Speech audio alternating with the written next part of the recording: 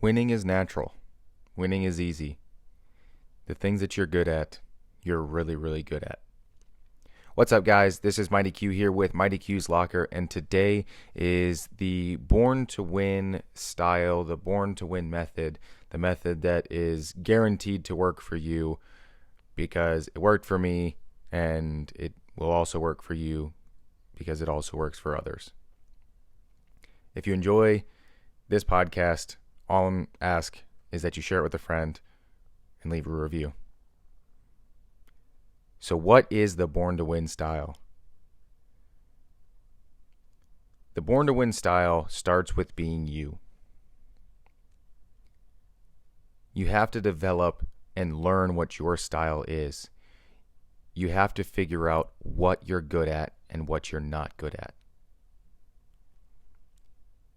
Anything you try, you're going to be good at some small aspect of it. With wrestling, some people are great on their feet. Some people are great on top. Some people are just great escape artists on bottom. There are certain moves that heavyweights hit. There are certain moves that the middleweights are hitting. There are certain moves that the lightweights. You have to develop your style. You have to develop the way that you wrestle. You have to develop a method for basically your madness. If you have really long arms, it's easier for you to hit certain moves than it is to hit others. I'm not saying you can't learn and get really good at a bunch of things, but you will always be better at some moves than others. So you have to go and you have to learn. You have to constantly keep learning. You have to constantly tweak and do these small little things to figure out, okay, this works a little bit better. Okay, this is a different cradle version that works a little bit better because, you can lock here versus locking, a little bit lower, and it ends up working out because it's a little bit tighter, and that works because of my arm structure and the rest of your body. That is the type of little stuff that is tweaking to develop into your style versus just kind of slapping something together and just kind of going and like, oh yeah, I just hit this general cradle and I just grab here because I grab here. It's figuring out, oh, I'm really good at this, and now how can you get even better? It's like, take what you're really good at and go practice on that and really get good at it. Figure out, okay, how can someone get out from this? And you start getting to these points where you get really, really good at some of these moves. And so you're in a match and you already know, okay, well, if you start to see him going for a certain counter, and you know it's not going to work, it makes it even easier for the move to happen. It then turns almost into a setup because you can bait people and use it as a setup if you know, like this is a great use with the chicken wing in half. If you kind of bait the half on one side and really make it seem like you're about to run the half. I had long arms, so I was kind of able to really reach across, and I loved running a chicken wing. So this was something that I figured out to do. I would run a half on the right side and I would really try to commit, but I wouldn't step out to run it. I would try to get him to post his left arm, because if he posted his left arm, all I needed was his left arm to come out from his body. If his left arm was out in any fashion, you can go over the top and it makes it quite easy to get in. But when you can't is when their tricep is tucked up into their ribs and their elbow is basically under their stomach because they know I like to hit this chicken wing. So if you bait the half enough and you get it to where, okay, you really think you're going to run a half, well, you're going to look away. And if they're kind of, not giving full effort on the half, then you just run the half.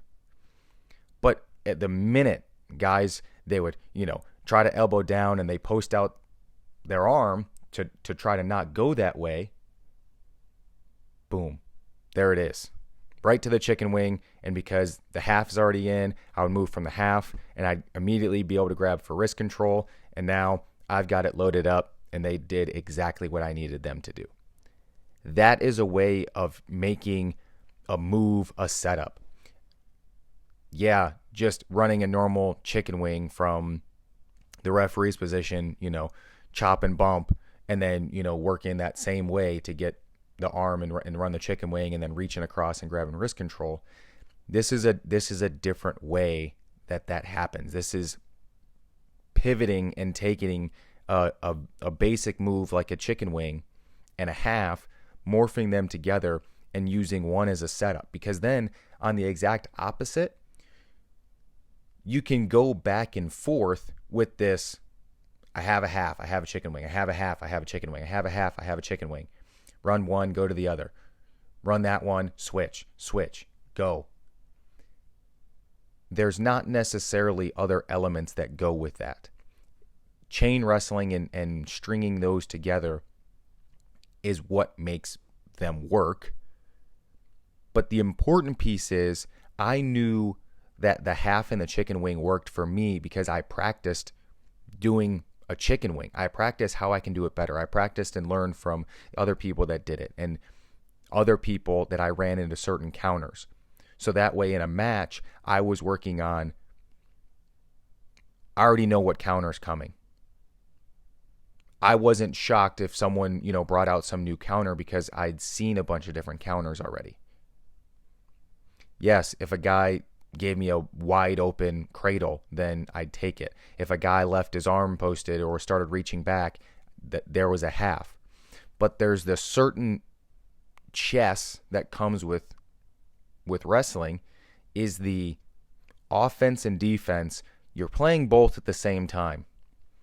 But if you can really turn up the offense and your offense is also your defense, that's where you're able to force your style, you're wrestling your way, and you're in your flow, and you're rocking and rolling, and everything you're doing works. That happens from being you and developing your style. Now, at the same time, that style might be 5 different wrestlers that you like that are morphed together. You watch Jordan Burroughs, you watch Jordan Oliver, you watch Bo Nickel, you watch, all these guys. And then you're like, okay, well, there's little small elements that you like of each. And then if you go work on them enough, you can basically develop them into your style.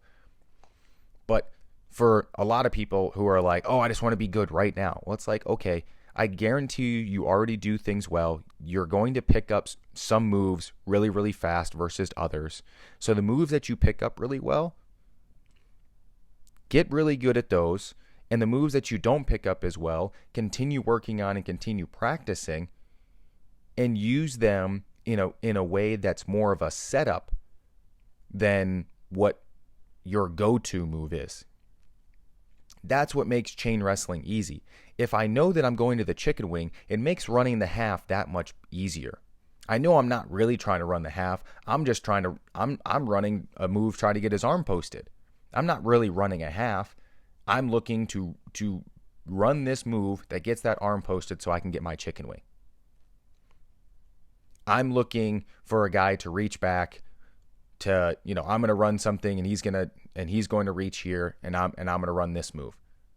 I'm looking for a guy to post his leg on a stand up and boom, there's a cradle. That's the understanding and learning how to put one move right along with the next one. That's how you get from, okay, here's an easy chicken wing, or this is not an easy chicken wing. Okay, well, here's a half, and then here's a counter. Okay, you switch back to one, and now he went for a sit out, and okay, you were able to suck back. He went for a Gazzoni. You knew a counter. You revert and ended up into a crab ride, and now you're coming up into a crossbody. You're going from a crossbody. You're now in a position to run a power half, but you're not really running the power half. You're running the power half to try to get his hip turned so you can come back on the opposite side with a crossface, and then from there, you're going to look for this arm posted. And so it's I'm playing 15 moves ahead to know what's going to happen. It's like at any point, hey, something can change, and make me slightly tweak like move 10 and 11. But I know this path of where I'm going. I know what steps I'm trying to take. I know which moves I'm going to hit to get me my result. And that's what chain wrestling is. So you start to practice one move, you then practice it in tandem with another move, and then to the third, and you find this flow, and you know what moves work well based off of your balance and based off of your positioning. And once you figure out the balance and the positioning, you can figure out a flow, because if you're really heavy on your left foot and you're not going to do something that involves you stepping your left foot in that moment, if you know that, hey, I typically, when I get to this, like on like an ankle pick or something, if like you go for an ankle pick and you know that you step heavy with your left, you know that you're not going to try to then combo that with a move that involves you, taking your left foot and moving your left foot. You would do it to where you would pivot off that foot, or pivot and cut to a different angle, or post, or work back to where you can shift your weight back to your right side with a right step, or getting you moving forward or backwards, or hit a circle. Again, all of this comes based on developing your style, knowing what works for you, and just basically chaining moves together. And so a big thing that I'd said to that earlier is making sure you learn a lot of moves, because sometimes when you learn a move, it's not the fact that you need to learn how to hit the move. It's not that you need to learn how to add that into your offense. It's that you need to learn that move so you know what not to end up in on defense. Because the best counter is not letting the move happen. It's not letting the move even get set in. Like the best counter to a leg ride is not letting the leg ride even get started. Same goes for a cradle. Well, how do I get out of a cradle? Don't let a cradle get locked up on you. How do I get out of a chicken wing? Don't let your arm get put in a chicken wing. How do I get not cheap tilted? Don't get put in a cheap tilt. Like the very basis of a counter is knowing what move is happening, is what move is about to, what move are they trying to go for. You don't know what you can't stop if you don't know the move. So that's why you learn as much as you can. You try as much as you can. You learn and figure out as many moves as you can. You see other guys that chain stuff together at a high level, and you see what they do, and you start to mimic a little bit of what they're doing, and you add what works for you. You add what moves you like. You add what offense you enjoy. You add what kind of stance you have. All these little things that you do. But at the end of the day, you're only going to be so good on offense and hitting so many moves. Those top moves that you hit that are like your main go-to moves, which are going to be like 2 to 3 in each relative situation. Like I said with the half and chicken wing, that's typically what I went for on top. Now, third option, I would go to a cross body ride and then try to go for, cross face and getting back points from there with just the cross face and rake. Then, I'd opposite from there to a power half. And so like those two kind of went together. So like that's 4 moves. And then, the fifth being the kind of random throw in there was a guillotine from, not a guillotine. It is the guillotine from crossbody ride. MMA stuff has gotten me all types of backwards with some of the moves that they call. So I'm all reversed on stuff. So crossbody ride to a guillotine, and then that's basically, it was the 5th random move on top. Every once in a while, a guy, steps on a cradle and his head is near his knee. So I would go for a cradle, but I wasn't much of a cradle guy. I mean, I would like the crossface series, but I much enjoyed, I was more of a stall on top and wait for you to make a move so I can hit, my offense based off of whatever you're willing to give me. I know a move on top to hit. Sometimes, I would then be forced into the offensive. I loved a chop and bump. The chop and bump leads well right into the chicken wing, especially the way that I did it, where I would chop and bump and I was pulling that arm back as I was bumping forward. So more or less pulling his elbow and, keeping it close to my body. So there was a little bit of a gap between his arm and his ribs. And that's where my fist was able to go through there. And then that's where you stab him in the back. And so it stays posted at a nice perpendicular straight across and keeping it the same with his belt line, because, once that starts to get twisted and going up towards the shoulder, it gets stopped for potentially dangerous.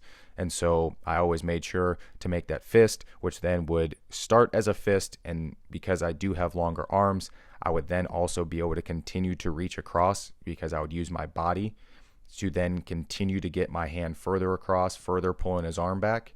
And then I would get my hand all the way to the opposite side of his ribs. And then that would basically prevent me from sliding up. Is my hand would kind of fit pretty well on their backside, like that backside of the ribs. It's almost like if you're rock climbing, you're able to kind of hold, because there's a good solid grip in there with the side of their body. So you can kind of grab on the ribs, and where there's there's a pocket of muscle that isn't there over the ribs. You've got your lats, and the lat's a little bit too high, but it's like just underneath that, right along their ribs, you're able to grab in this pocket. And that's what I used to do on a chicken wing. You just grab, you sit in there on that handle, and then you take their elbow that you've got, and I would put that right in the middle of my chest. You drive their shoulder to their ear. You take these big steps right around their head, then you sit down. And at the time when I was doing it, and we used to be able to sit out. So instead of grabbing the wrist, I would go on an underhook, and I would basically hook their bicep. So that way, as soon as I got and took a couple steps around their head, when I would sit through, I would be able to pull their opposite arm across to me, because I wasn't stuck on their wrist and my arm wasn't all torqued underneath their body.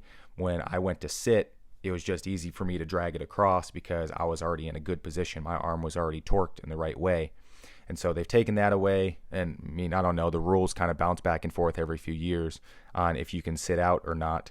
But that was essentially the way it was. And then it developed into, well, you can't sit out. And so then it was just hips flat to the mat. And then at one point you used to be able to figure four the head. I remember that was when I was a kid, because I used to be able to figure four, and that was okay. But I still liked sitting out better. It produced pins quicker. So that was my style. Like, I did chicken wings. I would run that half to get to a chicken wing because I was really good at them. So that was my style. That was what I enjoyed doing, but it was only because I spent a lot of time figuring out what I was good at. I spent a lot of time in the mat room. I spent a lot of time, watching videos, watching my own tapes, and trying to see what I could do. And it really just came down to, I had a lot of hours spent on the mat. I knew what I did well. I knew what I didn't do well. And the matches that I was able to wrestle and do what I did well versus wrestling the match that, my opponent wanted to wrestle, you win those matches. So it seems pretty straightforward. It seems kind of crazy. But at the end of the day, it goes back to putting in the time, putting in the effort, putting in the work, and figuring out and developing, because it's, 10,000 plus hours until you really have a handle of all the moves in your arsenal, the things that you are super sharp on, the things that you know and understand and just kind of don't hit, but you can hit. It's smart to have, a secondary and a third arsenal that are equally as large as your main arsenal. So that way, in times of need, or if the move presents itself and, you've got a clear wide opening, you've got to be able to hit it. I talked about, in the past, there was a time when I was super offensive and I was super aggressive, and, I was real quick to be, hitting shots, and I was, just immediately working in pressure forward, trying to hit setups, trying to hit shots. And then that kind of changed and developed into, I turned into a more laid back wrestler. I changed into, letting guys go on their attack and I would counter. I turned into a real defensive savant in, fancy terms. So I turned into I was a very defensive wrestler, and I loved hitting counters. I would force guys on a single on my right leg and go immediately into the beat to the shoulder. And so I was in that, almost Merkle position, but then I would get myself into a place where I would be able to catch, and, by beating the shoulder and getting around, throwing that head even further outside, sitting to that near hip, grabbing their hip, being able to pull them in. I mean, then I was right into a cross body ride most times. And so you're in a crossbody ride a lot of times with their arm pinned onto their leg. And so you're in a really advantageous position a lot of times based off of, guys are shooting in on a shot and they're not really as aware. And so, you get into a crossbody situation, they're locked up, and then so right there, go right into, crossface and rake, get a couple points, rock back, or maybe switch off to a power half and go from there. Sometimes that was able to work, but, in a lot of those cases, you're able to get a couple count, get some points, and then you're working right back. And then once you got back, it was then, I was looking for a chicken wing, or, I was just going to kind of hang out in legs and, kind of run some random moves there to kind of kill some time, catch the breath and do whatever. But, all the time it was trying to work and go right back into a chicken wing. I've always been good on top, and, that was kind of always my go-to, and was never really very good on bottom, and just kind of something I know I didn't work as tough, and I know I didn't put in near the amount of time that I should have on bottom. But I always decided I was going to spend more time in neutral, and I was going to spend more times either getting really, really good with shots, so that way I didn't have to worry about ending up in the bottom position, or I was going to get really good with a counter off of a shot or a sprawl, and I wasn't going to end up in that bottom position either. So my thing was, I wasn't very good at bottom, so I'm going to get really good on top, and I'm going to get really good on my feet, so that way I don't end up in that bottom position. And you end up there anyways, and you end up that you get a guy and you take a poor shot or whatever it may be, and he's maybe a little bit better on defense at some shot that I was trying to hit, and it would end up in a scramble, and maybe I'd give up the 2 and end up in the bottom position. And then from there it's just working, trying to get either out to get a fresh start and hit a switch off the whistle, trying to get to my top position. Didn't really hit a lot of stand-ups. Just I felt like with my longer arms, I always left them out and hanging around, and I got pulled back down a lot. Loved hitting a switch immediately, because a lot of times a switch turns into a scramble, and you never know what happens in a scramble. And you get a scramble going, you can either scramble and find some space and get an easy stand up, or in a lot of instances there's a pretty advantageous position. You end up in a pretty good offensive spot to where you're finishing basically a lot of times like a shot, and you're able to get a reversal 2, and everyone likes 2 rather than 1.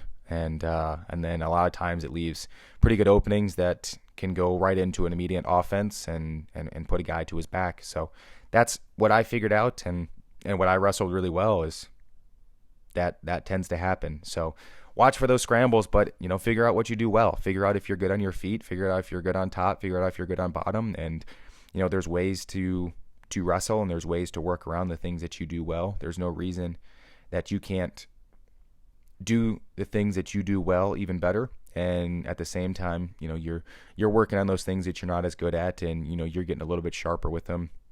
But at the end of the day, it starts with being you. You can't be anyone else. You can't go out there and wrestle anyone else's match than your match, and that's exactly what you got to do. So if you guys enjoyed this episode, all I ask is that you share it with a friend and leave a review.